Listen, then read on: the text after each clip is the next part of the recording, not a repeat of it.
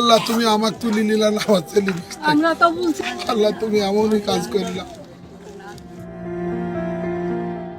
কথা ছিল নতুন বউকে ঘরে তুলে শুরু হবে জীবনের নতুন অধ্যায়।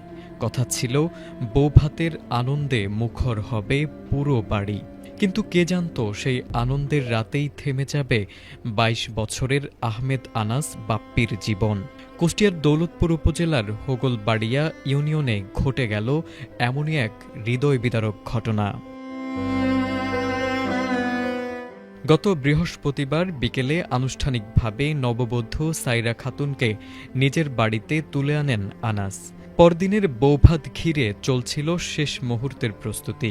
সঠিক প্যাড আর সঠিক তথ্য দিয়ে এসো সামলে নিব এক হয়ে। Monalisa sanitary napkin. রাত প্রায় ২টা পর্যন্ত নিজেই সবকিছু তদারকি করছিলেন তিনি। ঠিক তখনই একটি স্ট্যান্ড ফ্যান সরাতে গিয়ে অসাবধানতাবশত বিদ্যুৎস্পৃষ্ট হন আনাস।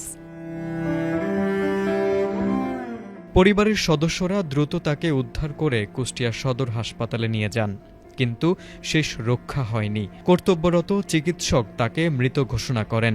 যে বাড়িতে তখন নতুন বউকে ঘিরে হাসি, আনন্দ আর অতিথি আপ্যায়নের প্রস্তুতি চলছিল, মুহূর্তেই সেখানে নেমে আসে শোকের ছায়া।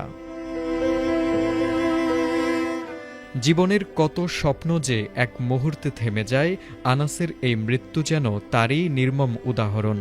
নববধূর হাতে মেহেদির রং তখনও মুছে যায়নি, অথচ তার কপাল থেকে মুছে গেল স্বামীর ভাগ্য। আনন্দের রাতে এমন করুণ বিদায় শুধু একটি পরিবারের নয়, পুরো দৌলতপুরের মানুষের হৃদয়ে রেখে গেল গভীর ক্ষত। আনাসের জন্য গভীর শোক আর তার পরিবারের প্রতি সমবেদনা জানিয়েছেন গোটা দেশের মানুষ। তারেক আজিজ, এটিএন বাংলা।